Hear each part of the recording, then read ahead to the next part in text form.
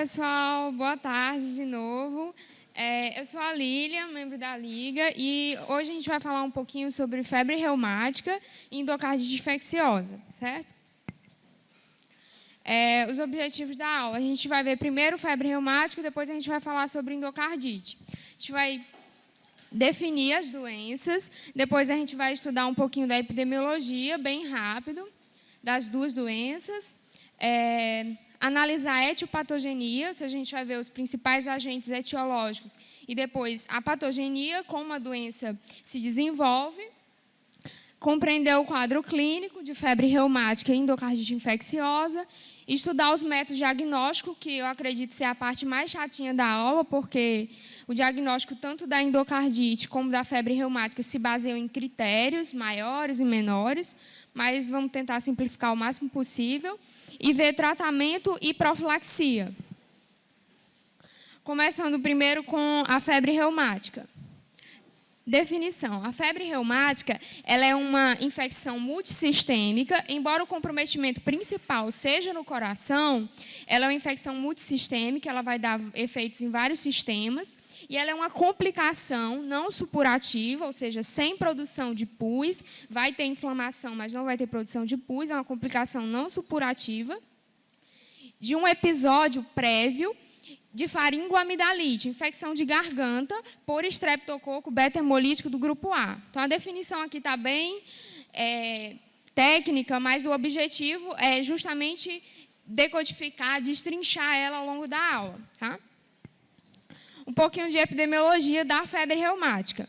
A febre reumática ela é um problema de saúde pública ainda importante, principalmente nos países menos desenvolvidos, porque ela está associada a más condições de saúde, à pobreza, porque más condições de vida predispõem o paciente a ter, as crianças, os adolescentes, a ter mais episódio de faringoamidalite. Quanto mais episódio de faringoamidalite, maior a predisposição a ter febre reumática. A gente já vai entender por quê. Então, é um problema de saúde pública ainda, principalmente nos países menos desenvolvidos. Nos países desenvolvidos, ela vem ganhando menos importância. A faixa etária é crianças e adolescentes, média aí de 5 a 15 anos. É muito rara antes dos 3 anos e depois dos 23. Então, a média de idade é 5 a 15 anos e o Ministério da Saúde estima uma prevalência em torno de 3%. Em 2007, os dados acerca da epidemiologia eles são muito restritos. Os dados mais recentes que eu consegui encontrar foi de 2007, do Ministério da Saúde, e que comprovam que a febre reumática ela traz sequelas cardíacas muito importantes. Por exemplo, em 2007, ela foi responsável por 31% das cirurgias cardíacas no Brasil. Ela traz sequelas para o coração importante, a gente também vai discutir isso ao longo da aula. E representou um custo de 157.780.000. Então, é um problema ainda importante no Brasil. E um outro dado importante do censo de IBGE, que reflete a associação da faringoamidalite com a febre reumática intensa. O IBGE ele afirma que anualmente ocorram cerca de 10 milhões de episódios de faringoamidalite pelo estreptococo. Então, é um número bastante considerável só pelo estreptococo, porque tem a faringoamidalite viral. Mas a que predispõe a febre reumática é a faringoamidalite bacteriana pelo estreptococo. Aí estima-se que ocorram 10 milhões. Desses 10 milhões, cerca de 30 mil evoluem para a febre reumática. Ou seja, não é todo mundo que tem a faringoamidalite que vai desenvolver a febre reumática. A gente já vai ver os fatores de risco que predispõem. Antes da gente começar a falar das doenças propriamente ditas, eu quis fazer uma revisão um pouquinho bem rápida de anatomia cardíaca, porque a gente vai precisar, eu vou ficar falando de algum nome de estruturas, tanto na febre reumática como na endocardite. Então, só para facilitar. Várias estruturas, eu assinalei aqui as que a gente precisa conhecer mais. Ó, aqui, ó, a cavidade lá de cima, o átrio direito, tem 4 cavidades principais. O átrio direito, aí aqui embaixo, essa cavidade, o ventrículo direito. Aí, entre o átrio direito e o ventrículo direito, a gente vai ter essa estrutura que regula a passagem de sangue, fica fechando e abrindo ao longo do ciclo cardíaco, que é a válvula tricúspide. Tá? Aí, lá em cima, o sangue vem do átrio direito, ó, para o ventrículo direito, e do ventrículo direito ele vai para o pulmão através da artéria pulmonar. Essa artéria, esse vaso azulzinho aí que está passando por cima. E separando o ventrículo direito da artéria pulmonar, tem a válvula pulmonar, está marcando ali. Do lado esquerdo, a gente tem a cavidade superior, ali a artéria pulmonar, que eu falei, e o sangue do ventrículo direito vai para a artéria pulmonar. Do lado esquerdo, a gente tem o átrio esquerdo, e embaixo a gente tem o ventrículo esquerdo. Separando o átrio esquerdo do ventrículo esquerdo, a gente vai ter a válvula mitral. Então, são as estruturas que a gente tem que guardar principais, porque elas vão ser acometidas pela doença, pela febre reumática e endocardite. E aí, o átrio vem do pulmão, vai para o átrio esquerdo. Do átrio esquerdo, vai para o ventrículo esquerdo. E aí, do ventrículo esquerdo, vai para a aorta, que é aquele vaso grandão ali que está fazendo um arco lá em cima, o arco aórtico. E entre o arco aórtico e o ventrículo esquerdo, a gente tem a válvula aórtica. Essas válvulas é importante a gente conhecer um pouquinho da estrutura, porque elas vão ser as principais estruturas acometidas pelas doenças, tá certo? Então, válvula tricúspide entre o átrio direito e ventrículo direito, válvula mitral entre o átrio esquerdo e ventrículo esquerdo, e a válvula pulmonar e a válvula aórtica, né? Aqui, só em maior aumento, como é a estrutura de uma válvula, ela tem aquele folheto fininho, ali em cima seria o átrio, embaixo seria o ventrículo. Esse folheto fininho a gente chama de cúspide. Aí depois, ligando a cúspide aos músculos, que são os músculos papilares, a gente tem essas cordas tendíneas. E uma outra revisão que é importante a gente fazer é acerca das camadas do coração. Se a gente cortasse aqui o coração e colocasse no maior aumento, de dentro para fora a gente tem o endocárdio, a camada mais interna, no meio a mais espessa é o miocárdio e mais externamente o pericárdio, que é constituído por camada visceral e camada parietal, mas principalmente endocárdio, miocárdio, pericárdio. Então eu quis passar por essa revisão porque eu vou falar vários desses nomes ao longo da aula, para não ficar muito complexo. Então, vamos lá. Voltando agora para a febre reumática. Um pouquinho sobre... Vamos entrar agora na etiopatogenia. A origem da doença não é diretamente pela bactéria. A origem da doença é mediada pelo sistema imunológico. É o sistema imunológico que vai desenvolver uma resposta durante o episódio de faringoamidalite que vai ocasionar a febre reumática. E é uma infecção de garganta, uma faringoamidalite por estreptococo beta-hemolítico do grupo A. Eu já vou explicar o passo a passo como é que se dá. Esse slide é para enfatizar o agente etiológico. Estreptococo beta-hemolítico do grupo A. É estreptococo porque é disposto aos pares em cadeia. E os estreptococos são gram-positivos. É beta-hemolítico porque ele faz hemólise completa, ou seja, ele faz destruição da hemácia de forma completa. Aqui teria uma colônia bacteriana, aí em torno da colônia você vai ficar transparente quando estiver fazendo a cultura do micro-organismo no sangue, porque ele vai destruir todas as hemácias de forma completa ao redor dele. É do grupo A, porque isso é uma classificação da microbiologia, a classificação de Lancefield. É de acordo com as moléculas que a bactéria tem na superfície dela, que são principalmente carboidrato. Aí a principal espécie de estreptococo beta-hemolítico do grupo A, que está envolvido na faringoamidalite, é o estreptococo piógenes, que a gente está envolvido, na maioria dos casos, causando a infecção de garganta.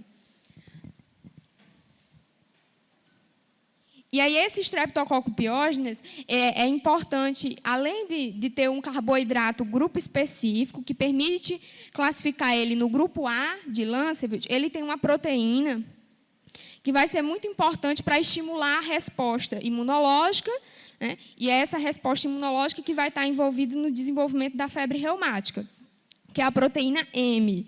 É uma proteína que torna a bactéria muito virulenta e que vai estar na superfície dela, na superfície da membrana da bactéria. Como eu já falei, não é todo mundo que tem faringoamidalite que vai desenvolver febre reumática. Existem fatores de riscos. Fatores ambientais, fatores socioeconômicos e fatores genéticos envolvidos. A predisposição genética também é importante. Os fatores ambientais e socioeconômicos, eles estão associados com o episódio de faringoamidalite. Quanto pior as condições de vida, dificuldade do paciente ter assistência à saúde, mais episódios de faringoamidalite vão acontecer. Associado com a predisposição genética, vai culminar no aparecimento da febre reumática. Então, não é só ter a faringoamidalite. Tem que ter os outros fatores associados, fatores genéticos, se ele conseguiu tratar a faringoamidalite ou não conseguiu tratar adequadamente, vários fatores envolvidos.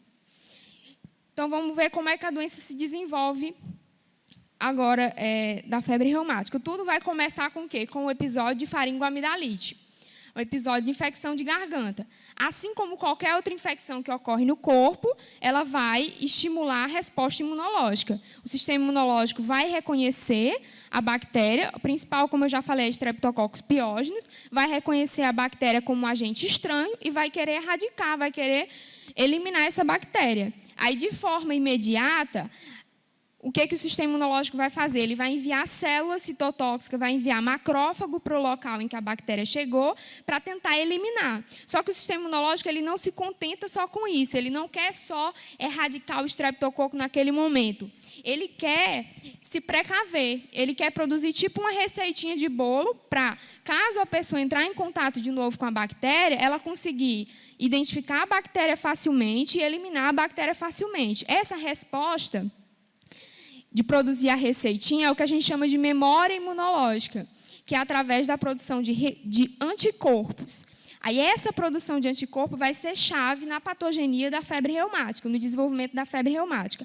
A resposta celular imediata foi para tentar eliminar o mais rápido possível o estreptococo, e a resposta que vai acontecer de forma mais arrastada, a longo prazo, é a resposta humoral, que é a produção de anticorpos, tá?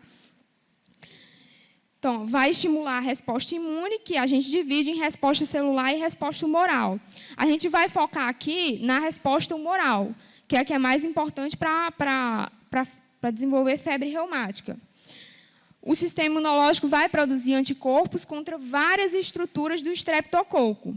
Como a principal espécie é Streptococcus pyogenes, eu trouxe exemplificando uma infecção por Streptococcus pyogenes. Eu falei que o Streptococcus pyogenes ele tem como principal molécula de superfície essa proteína M, que torna a bactéria virulenta, e é justamente contra essa proteína que o sistema imunológico vai produzir anticorpo. Então, produz anticorpo para reconhecer o streptococo e ele conseguir identificar a bactéria de forma mais fácil e eliminar ela mais rapidamente, se a pessoa se infectar de novo. Então, o sistema imunológico ele pensa isso na maior boa intenção, ele só está querendo ajudar.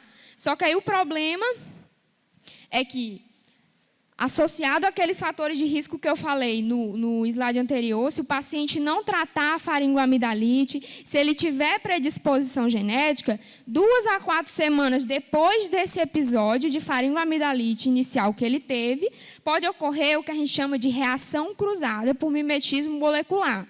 Aí vamos explicar o que é isso. A reação cruzada por mimetismo molecular é quando o anticorpo, que foi produzido originalmente contra as estruturas da bactéria, contra, por exemplo, a proteína M da bactéria, ele se revolta e ele começa a atacar as células normais dos nossos tecidos. É isso que é a reação cruzada, por semelhança molecular. Ele acha uma molécula que está na superfície da nossa célula parecida com a proteína M e começa a atacar essas células. O anticorpo atacando vai desencadear a inflamação naquele tecido que ele está atacando. E aí essa reação cruzada ela pode acontecer em 3 tecidos principais. No tecido cardíaco, nas articulações, na cartilagem das articulações e no tecido nervoso. Então, os anticorpos vão atacar as células normais e vai ocorrer um processo inflamatório. Aí a gente vai falar separadamente como ocorre em cada tecido. No tecido cardíaco. No tecido cardíaco, os anticorpos, que foram produzidos contra a proteína M, eles vão começar a atacar moléculas do tecido cardíaco, principalmente a miosina, que é aquela proteína envolvida na contração dos músculos, e a queratina. Vai começar a atacar e destruir essas moléculas o anticorpo vai aderir, principalmente naquelas válvulas que eu mostrei lá na anatomia, e no endocárdio, aquela camada mais interna. Vai começar a atacar e destruir essas células. Vai ocorrer um aumento da produção de citocinas. O anticorpo vai atacar, aumenta essa produção de citocinas, ocorre o quê? Inflamação do tecido cardíaco. A inflamação do tecido cardíaco vai dar na manifestação clínica da febre reumática, que é a cardite reumática, uma das principais manifestações, que eu já vou explicar direitinho. Aqui eu só estou explicando como é que chega em cada sintoma. Depois eu vou explicar como é cada sintoma. Então, no tecido cardíaco é isso. O anticorpo que foi produzido contra a proteína do estreptococo começa a atacar a miosina, queratina e outras células do tecido cardíaco, que estão na válvula, que estão no endocárdio.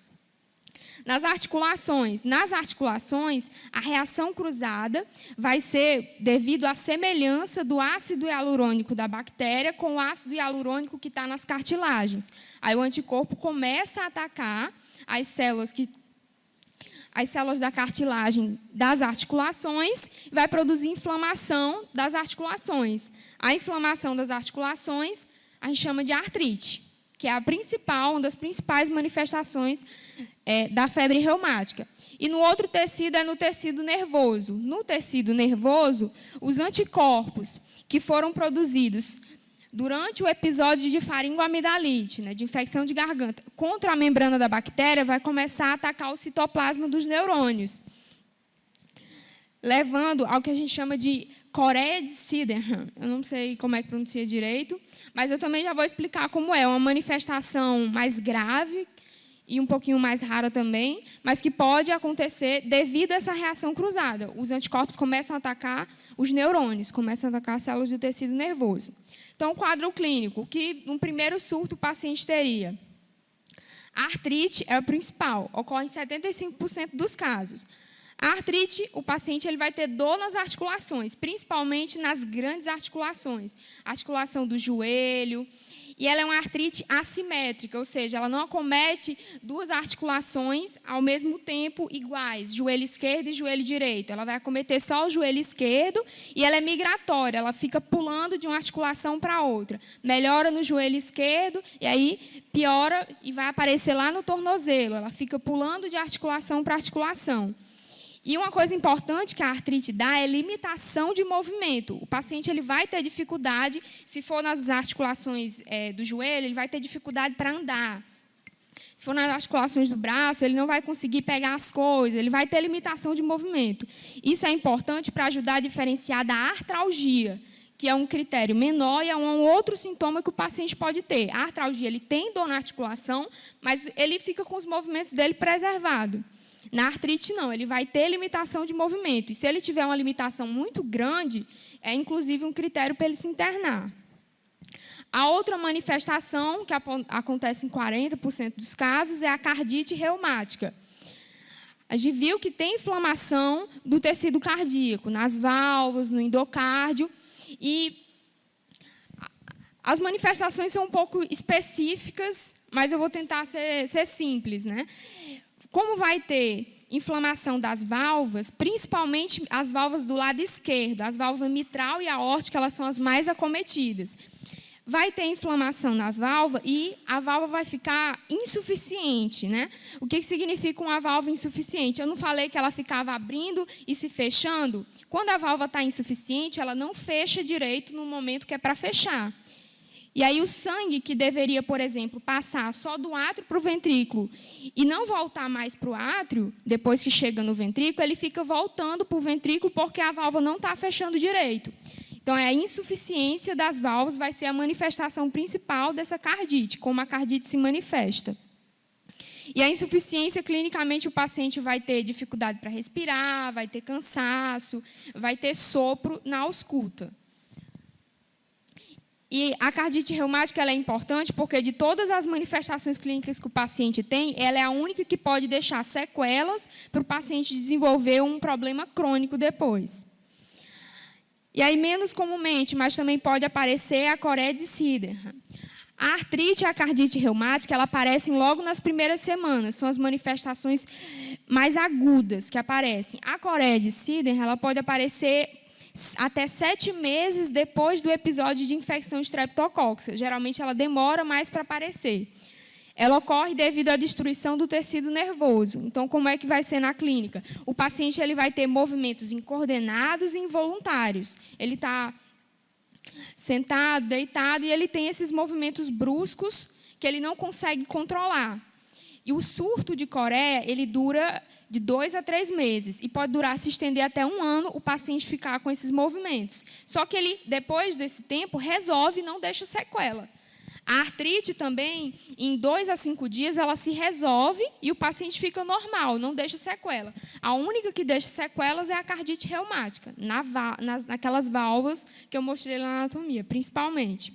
Aí outras que são mais raras são os nódulos subcutâneos, são elevaçõezinhas da pele, recobertas por pele normal, não são vermelhos, não são inchados, não têm sinais inflamatórios, são cobertos por pele normal, não doem também, arredondados, e eles podem aparecer em várias partes do corpo. Eles são raros, mas quando eles estão presentes, eles sempre indicam que o paciente está com cardite grave.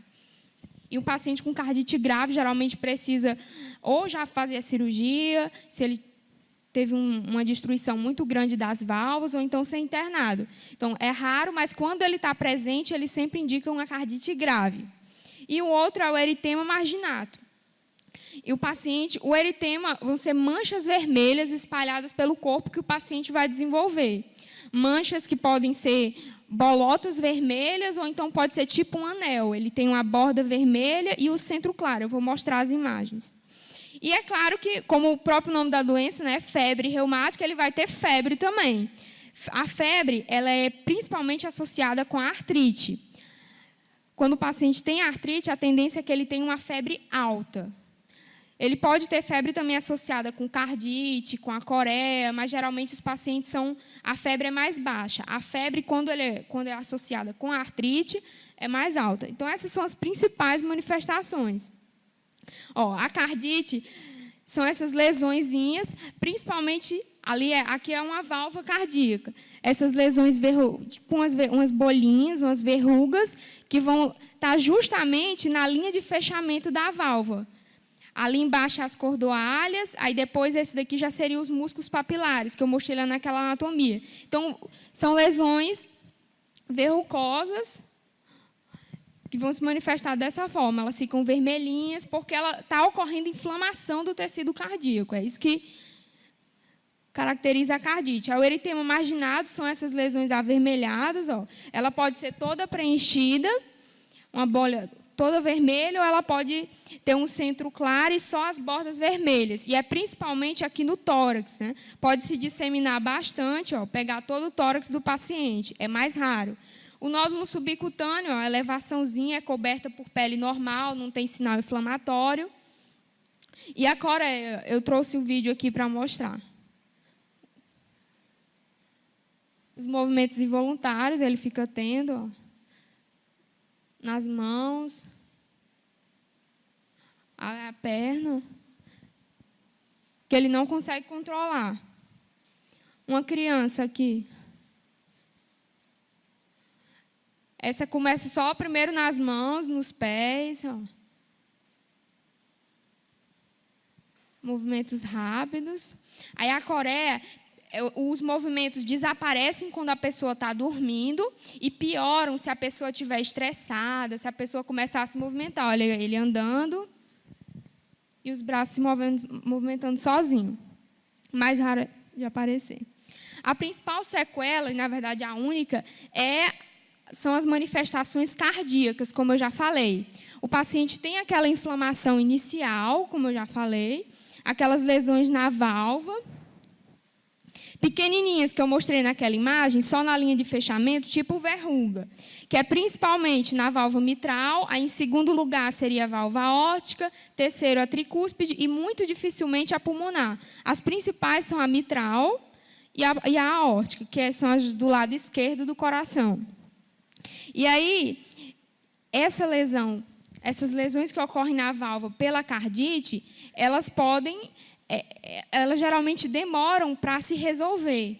E o que pode acontecer? O paciente teve um primeiro surto, produziu as lesões na válvula. Se ele tem outros surtos de febre reumática, as lesões que vão acontecendo nos novos surtos vão se somando com as lesões dos surtos que ele teve, porque ela é a única que não se resolve completamente. A artrite se resolve sem deixar sequela, a coreia se resolve sem deixar sequela, a cardite deixa sequela. E aí, se o paciente vai tendo surtos repetidos, ele vai acumulando lesões.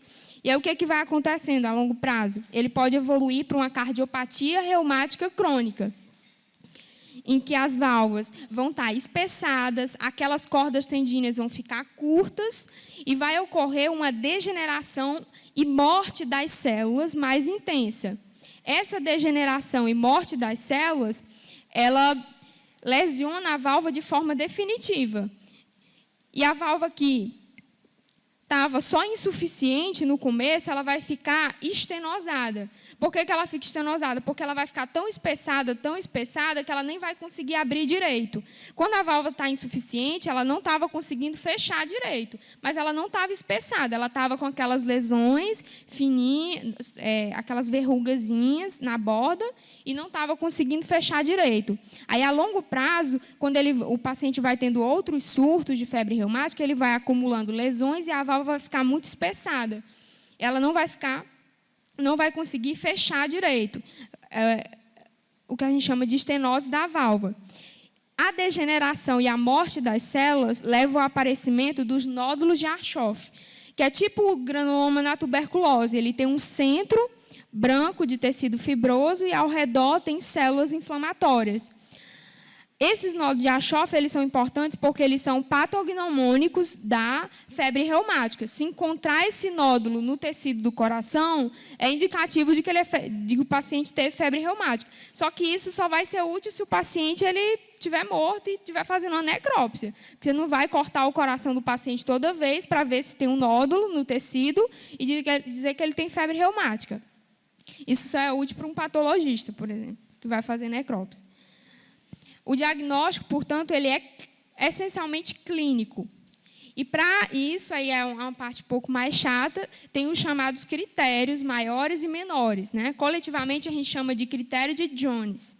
Critérios maiores são aqueles principais, que foi o que eu foquei na aula: a cardite, a artrite, a coreia, o eritema e os nódulos subcutâneos. E os menores seriam a febre, a artralgia, que eu já diferenciei da artrite, né? Não tem limitação de movimento. Essa elevação de VHS e PCR traduz inflamação. Eles aumentam quando os tecidos estão inflamados, vai ser pelos exames laboratoriais. Isso daqui também é um critério menor, que é alargamento do intervalo PR no ECG, né? Não dá para explicar direitinho aqui.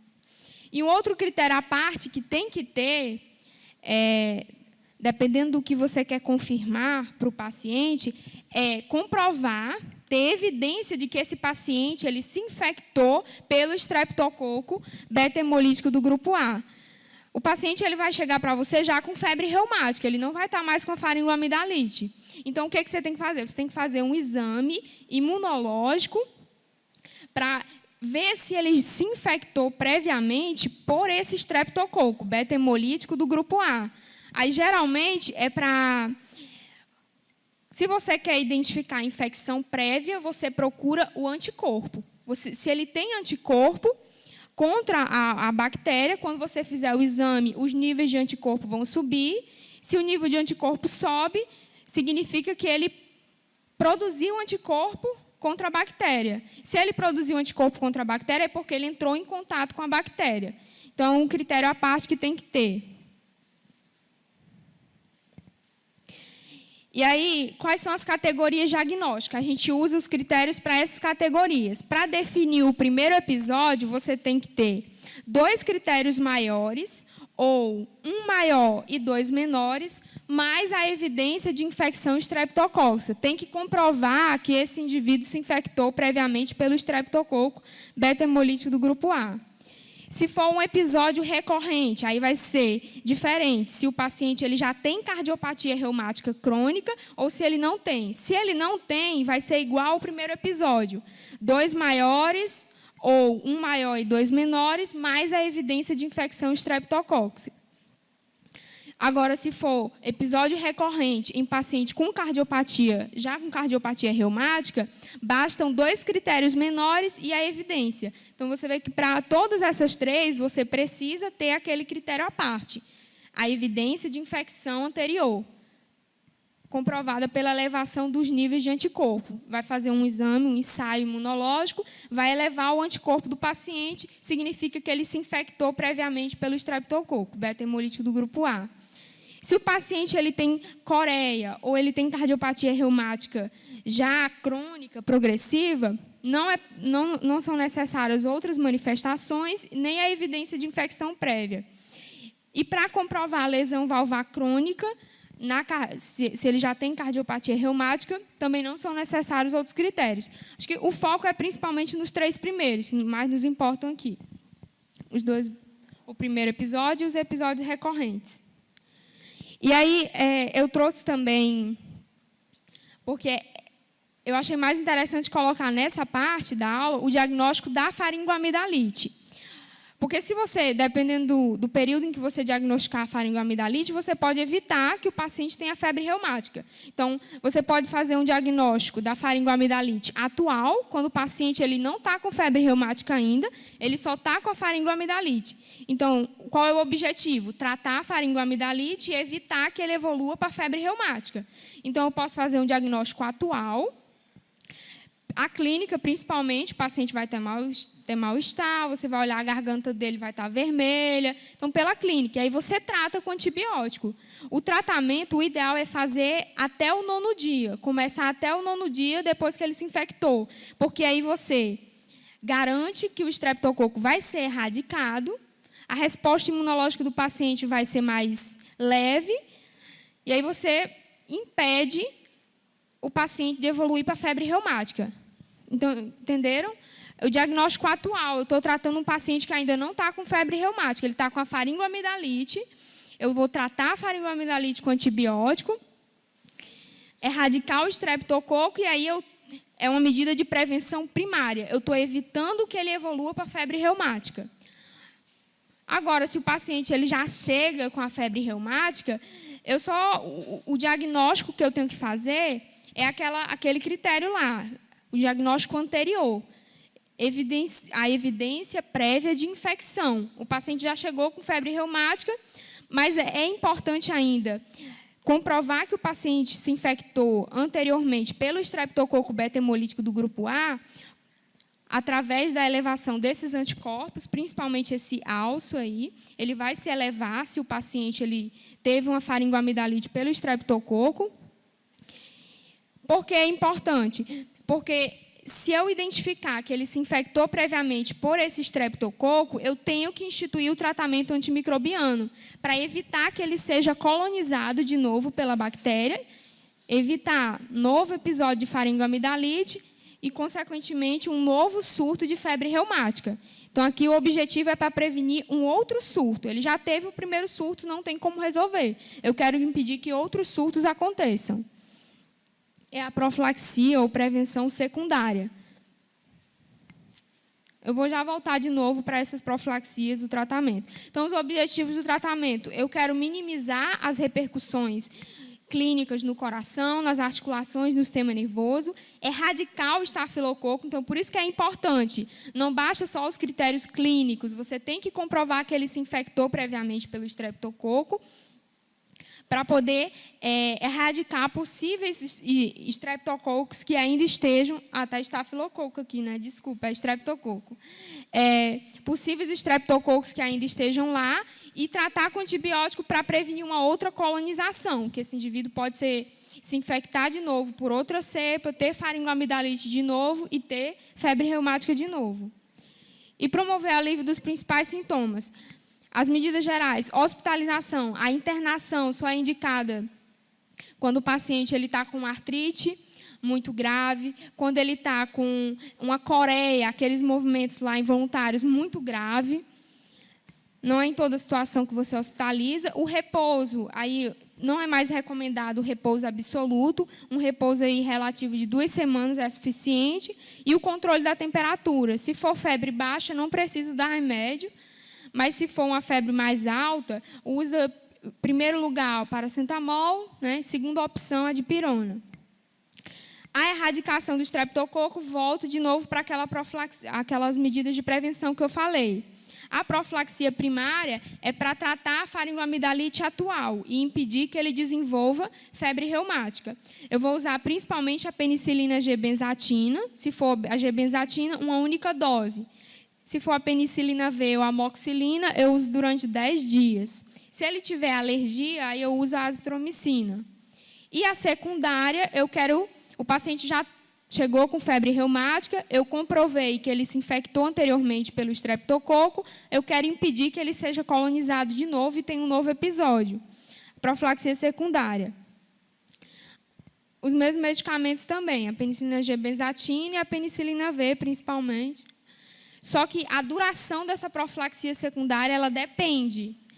O paciente ele pode precisar tomar antibiótico por toda a vida. Por exemplo, se ele fez uma cirurgia valvar por conta do dano no coração, ele teve uma destruição na válvula tão intensa que ele precisou substituir uma válvula, a válvula mitral, por exemplo, por uma válvula biológica, porque a válvula foi muito danificada.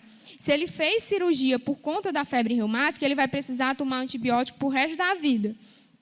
A profilaxia secundária, ela depende de como o paciente fica. A duração dela depende de como o paciente fica depois da febre reumática. A artrite é com anti-inflamatório, principalmente o AS. O paciente responde bem, em 24 horas já melhora os sintomas. A cardite, usar corticoide só é indicado, e é um uso ainda meio confuso, mas só seria indicado para uma cardite que varia de moderada a grave. E o diurético é para insuficiência cardíaca que o paciente desenvolve, que eu falei. A cirurgia só é indicada quando você tem uma lesão na válvula muito intensa que rompe aquelas cordas tendíneas, por exemplo. Só quando tem uma destruição muito intensa, aí precisa trocar a válvula natural por uma válvula biológica ou por uma válvula mecânica. A coreia, ela também, se for uma coreia leve, o paciente consegue ficar em casa, consegue se movimentar, normal, só o repouso é recomendado. Agora, se for uma coreia mais grave, ele tem movimentos muito bruscos, aí é indicada a internação e que ele tome e aí vai ser tomado esses medicamentos, haloperidol, ácido valproico e carbamazepina. A profilaxia, eu já comentei ao longo dos slides, mas só resumindo, seria melhoria das condições sanitárias e socioeconômicas para evitar contato com o estreptococo e diminuir os episódios de faringoamidalite com a introdução daqueles esquemas terapêuticos profiláticos. Alguma dúvida sobre febre reumática?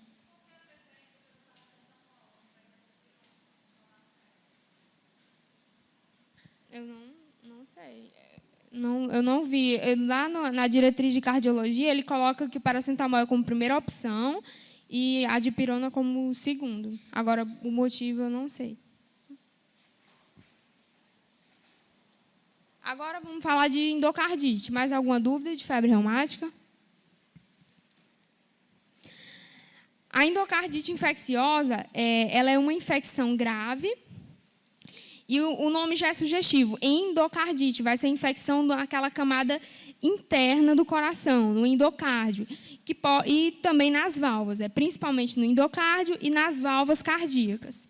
Vai ter colonização e invasão de bactérias. Aqui já são várias bactérias que podem causar. A gente vai ver direitinho. Ela ocorre mais frequentemente em homens do que em mulheres.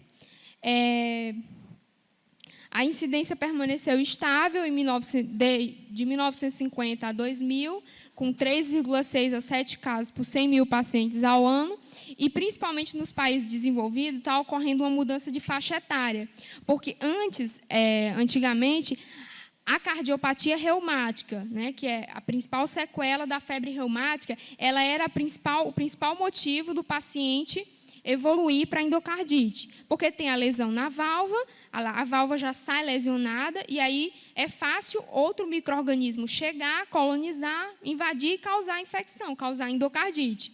Só que como nessa era antibiótica, principalmente os países desenvolvidos estão introduzindo os esquemas profiláticos de forma bastante positiva, os números de pessoas que evoluem para a cardiopatia reumática nos países desenvolvidos está caindo. Então, está ocorrendo uma mudança de faixa etária aí, de pacientes jovens, que eram mais acometidos no passado, e agora são principalmente pacientes idosos, que estão sendo acometidos pela endocardite infecciosa.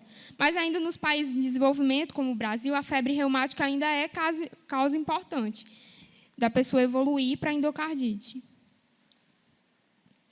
Os fatores predisponentes, como eu já falei, a cardiopatia reumática, antes ela era um dos principais fatores. Aí, nos países desenvolvidos, ela vem sendo substituída por outros fatores de risco. O prolapso de válvula mitral é um dos principais fatores.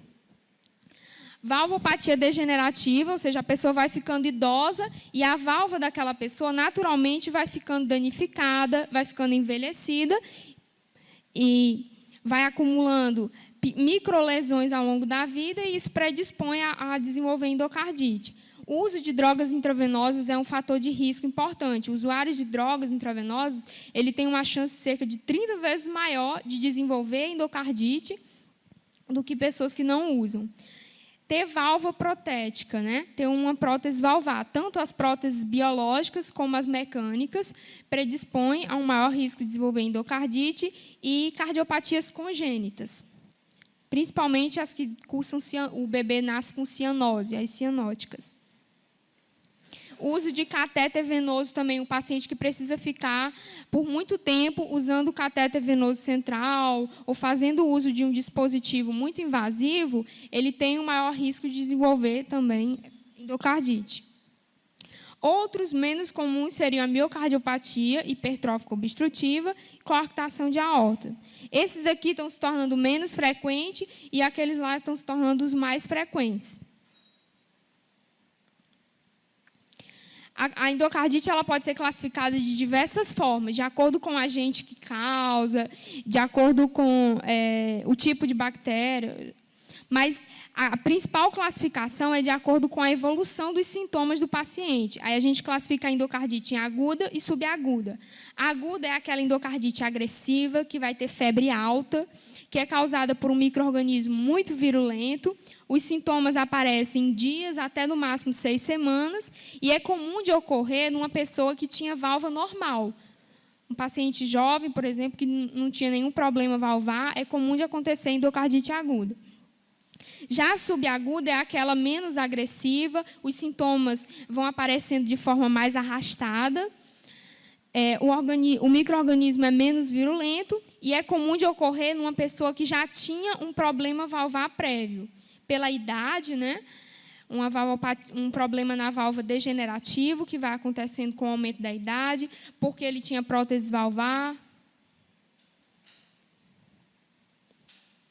E aí, de acordo com o lado do coração acometido, a gente pode classificar também a endocardite. A endocardite pode acontecer nas válvulas do lado esquerdo ou do lado direito do coração. Os usuários de droga, geralmente, eles têm acometimento da válvula tricúspide e do endocárdio do lado direito do coração.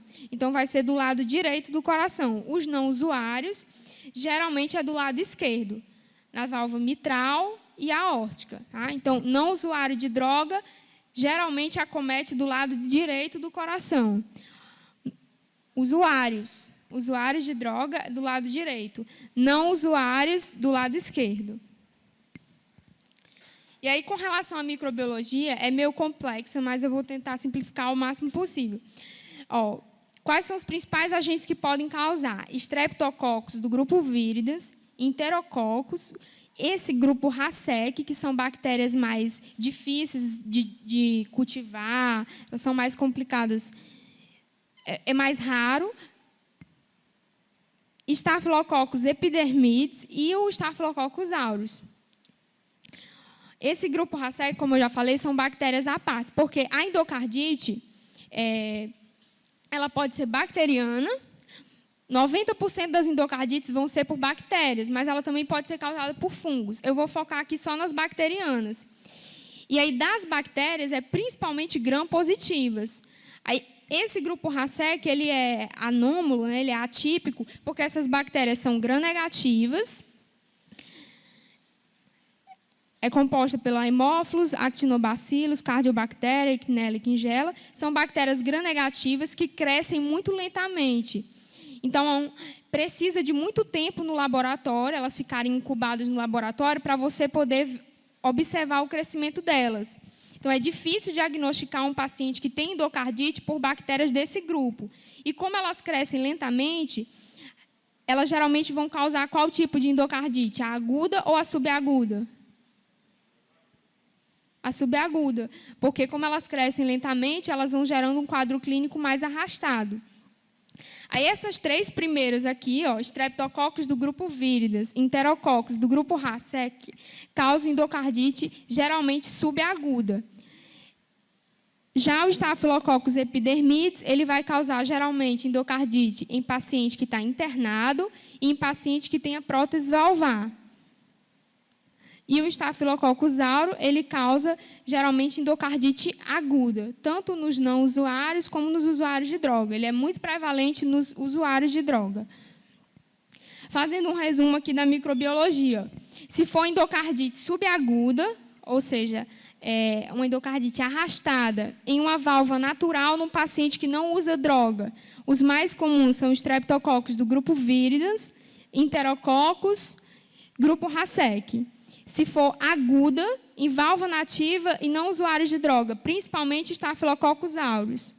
Se for aguda, de válvula nativa no usuário de droga, o Staphylococcus aureus também é o mais comum e a Pseudomonas aeruginosa, que é o gram-negativo, também pode aparecer. Se for em válvula protética. Se for em válvula protética, tem uma diferença. Se for até 1 ano da cirurgia, tá, até 1 ano que o paciente fez a cirurgia de troca valvar, as espécies mais comuns são Staphylococcus epidermidis e Staphylococcus aureus.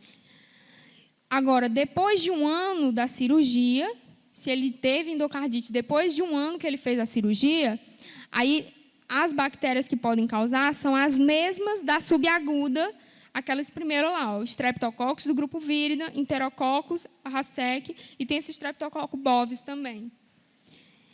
E a endocardite nosocomial, num paciente internado, vai ser principalmente Staphylococcus aureus, Enterococcus e epidermidis. É meio chato essas divisões, mas não tinha como fugir. E aí, como é que começa, né?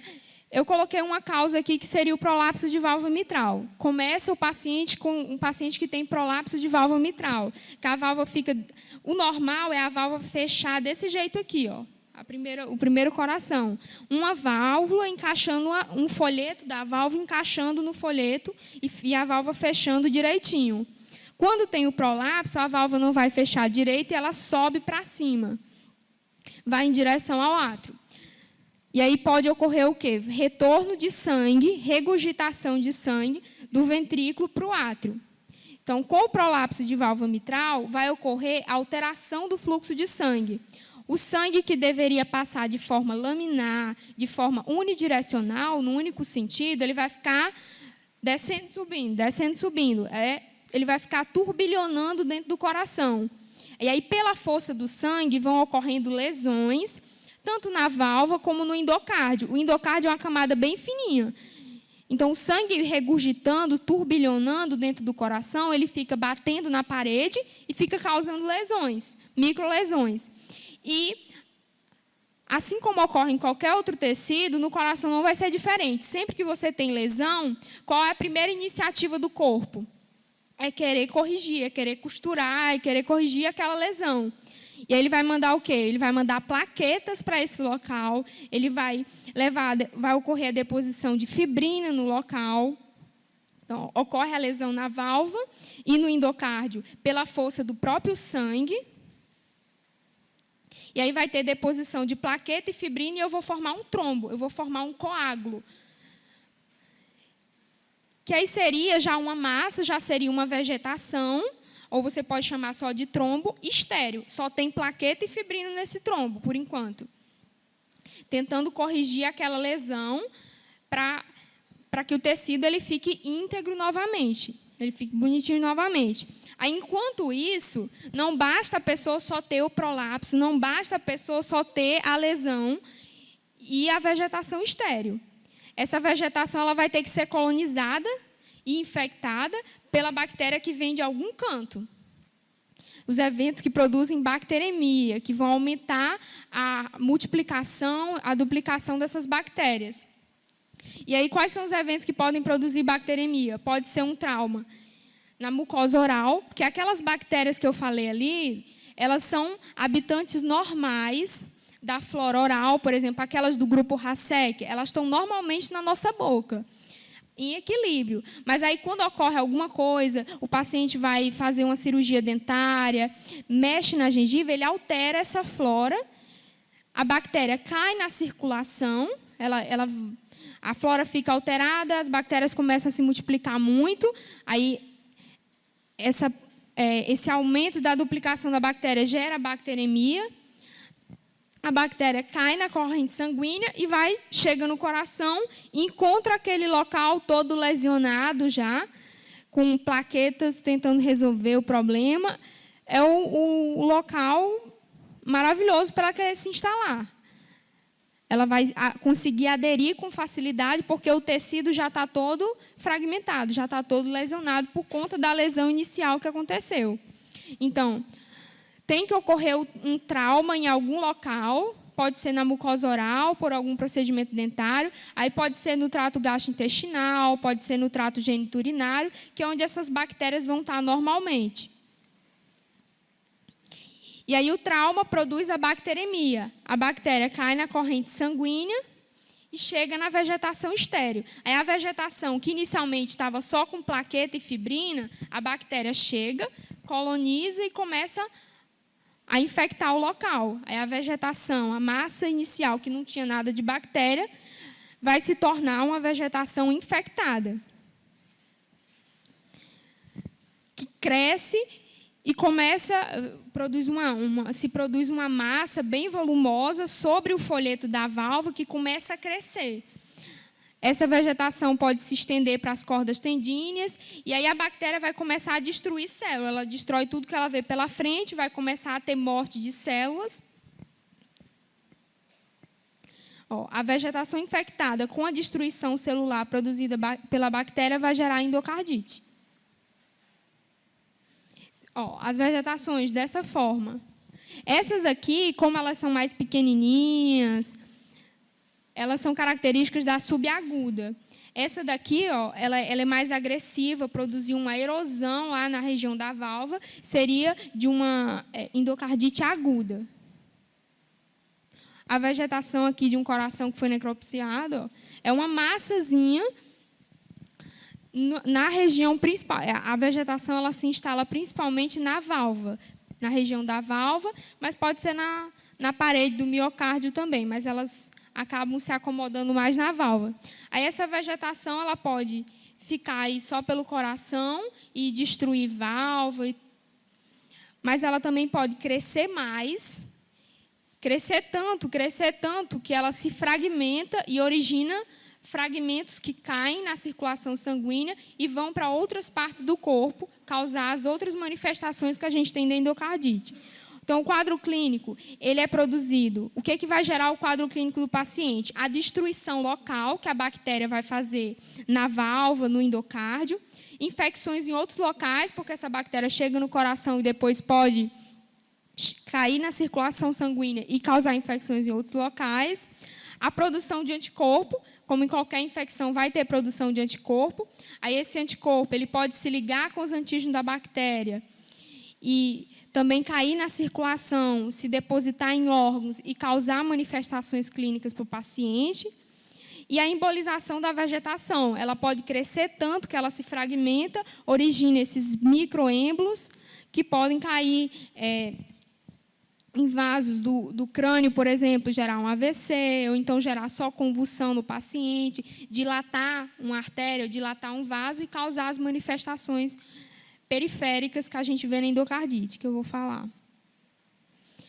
Então, a febre é o que mais aparece em 80% a 95% dos pacientes. O sopro, que aí é um achado de exame físico, quando você vai escutar o coração do paciente, você escuta o sopro. Calafrios e suores também pode aparecer, mialgia, artralgia, um aumento do tamanho do baço, que é a esplenomegalia, bacteamento digital, dor lombar e manifestações neurológicas. O bacteamento digital ele não é específico da endocardite, mas seria esse aumento do ângulo da unha, esse ângulo distorcido aí do leito da unha. Os fenômenos, as manifestações periféricas que ocorrem na endocardite, elas se devem principalmente àquelas embolizações da vegetação, que se quebra, se fragmenta, e aí os êmbolos caem nos vasos, caem nas artérias e vão dar as manifestações periféricas, hemorragias principalmente. Podem ser hemorragias em lasca, essas hemorragias vão ser no leito das unhas, são manchazinhas vermelho-acastanhadas, retas que aparecem por baixo da unha. Se você apertar a unha, ela não vai desaparecer, elas são constantes, então pode ser essa hemorragia em lasca, hemorragia na retina. Como é que é a hemorragia na retina? É aquela hemorragia ali, ó, que tem um fundo claro, ela tem um centro claro. Tá, vocês conseguiram identificar? Aquela bolinha vermelha que tem um centro amarelo no meio. É típico da endocardite infecciosa, essa hemorragia na retina, que são as manchas de Hoff. Tem as lesões de gênio. Essas lesões de gênio, tudo isso é principalmente devido a essa embolização. A vegetação se fragmenta, origina os êmbolos que caem nos pequenos vasos e originam essas manifestações. As lesões de gênio vão ser essas manchas hemorrágicas e meio escurecidas na palma das mãos e na planta dos pés. Aparecem petequias também, principalmente na conjuntiva. As manchas vermelhas, principalmente na conjuntiva. E aparecem também os nódulos de Osler, que aí os nódulos já são principalmente na polpa dos dedos. As lesões de gênio não doem, não coçam, os nódulos doem e aparecem mais nas polpas dos dedos. E as lesões de gênio na planta dos pés e das mãos. Outra manifestação é o aneurisma micótico, em que a gente vai ter uma dilatação da artéria, de alguma artéria, pode ser artéria no crânio, artéria no intestino, por conta dos êmbolozinhos que se desprendem da vegetação. E podem ser esses três vasos principais: a artéria mesentérica, que são artérias do intestino, vasos intracranianos e artérias coronárias. Então, o paciente ele pode, como o êmbolo se o êmbolo chegar na artéria coronária, que é uma artéria que irriga o coração, e dilatar essa artéria do coração, ou entupir a artéria, e pode causar um infarto no paciente. Pode dilatar vasos intracranianos e o paciente convulsionar. Então, a convulsão ela pode ser a primeira manifestação clínica de endocardite, se ele já começar logo com a embolização e com o aneurisma. Tem a dilatação da artéria pelo êmbolo. Outras manifestações seriam a anemia, glomerulonefrite e a artrite também pode aparecer. E aí, uma coisa importante, nos usuários de droga, eu falei que acomete principalmente válvula tricúspide, que é do lado direito. E a endocardite do lado direito, ela simula muito pneumonia. Então, o paciente usuário de droga com endocardite, ele pode ter como primeira manifestação dor torácica, que simula muito a pneumonia.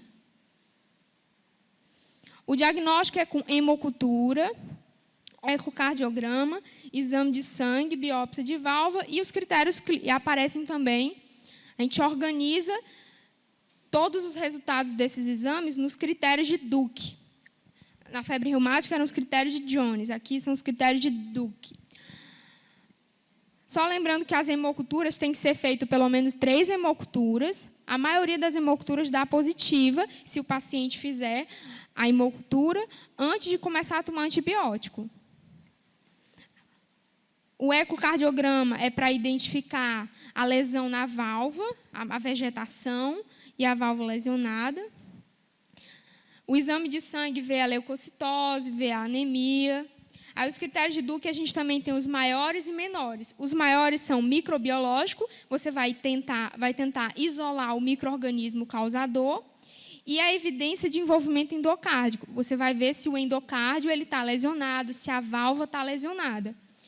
Para o microbiológico, você tem que fazer a hemocultura, para ver se o endocárdio está lesionado ou a válvula está danificada, ou para tentar identificar a vegetação, faz o ecocardiograma.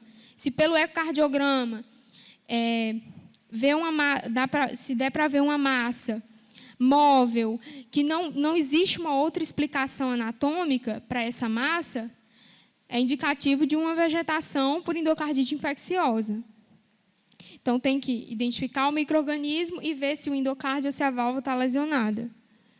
E os critérios menores seriam febre, o fato de o paciente já ter uma lesão cardíaca predisponente, ele já ter algum problema na válvula, ou então ser usuário de drogas injetáveis, aqui seria mais um fator de risco, mas entra como um critério menor.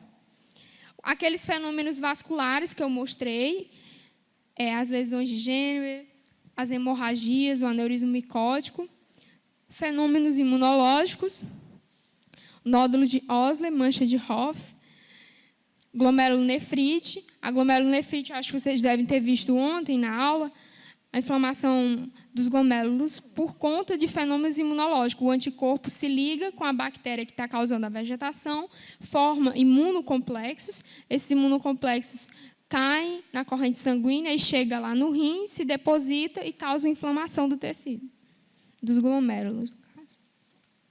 Aí, então, de acordo com aqueles critérios, você pode ter endocardite definitiva, endocardite provável e a endocardite rejeitada. Não tem como ser endocardite.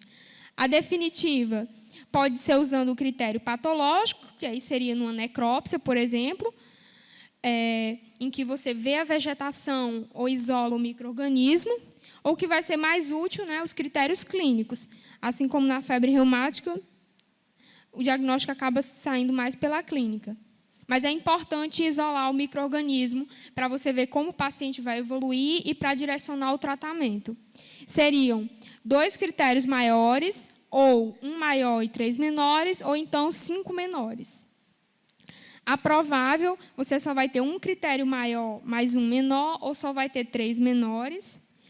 E a rejeitada é aquela em que o paciente, com 4 dias de antibiótico, ele já conseguiu resolver o quadro, ou então você tem um outro diagnóstico alternativo que já foi confirmado. Aí você rejeita a hipótese de endocardite.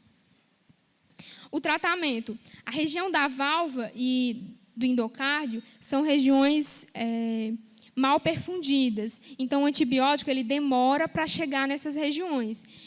Por isso, o tratamento da endocardite ele acaba demandando muito tempo, 4 a 8 semanas, para poder tratar direitinho. E, no começo, como você já não consegue isolar de cara o micro-organismo, você vai tratar de forma empírica.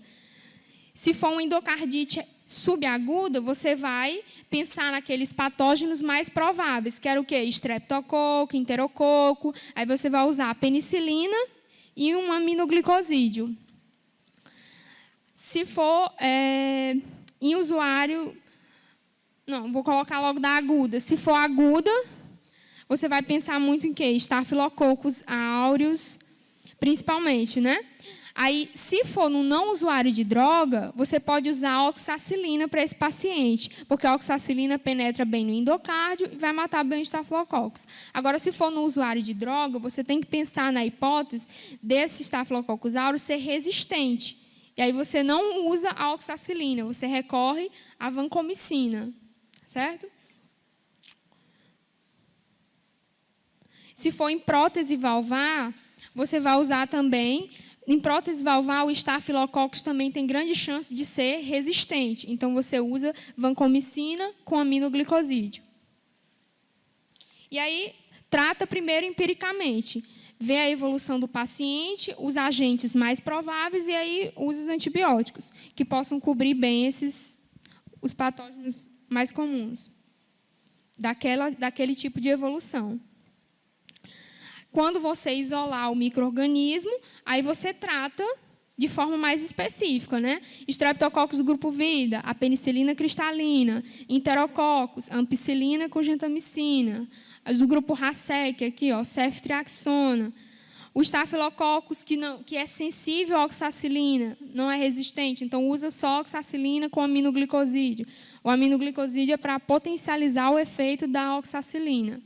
Agora, se for no usuário de droga, num paciente que tem prótese valvar, provavelmente o Staphylococcus é resistente. Então, você vai usar a vancomicina com gentamicina. Se for fungo, anfotericina B.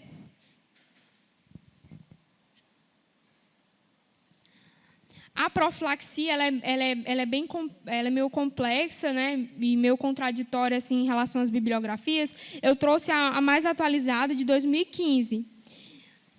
Quando é que eu faço? Eu dou antibiótico para esse paciente, para evitar que ele desenvolva endocardite infecciosa.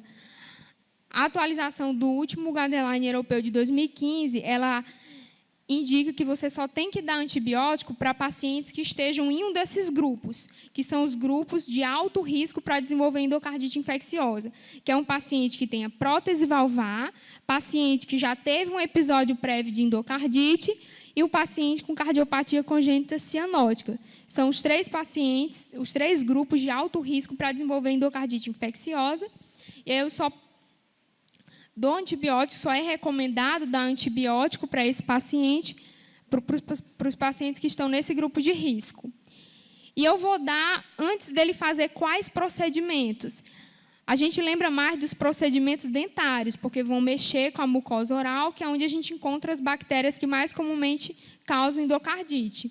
Mas não é qualquer procedimento dentário. Tem que ser procedimento dentário que tenha corte de gengiva, que tenha uma manipulação mais invasiva. Para procedimento respiratório, se o paciente vai fazer broncoscopia, gastrointestinal, se ele vai fazer laringoscopia, não precisa usar, não é recomendado mais usar antibiótico antes do procedimento.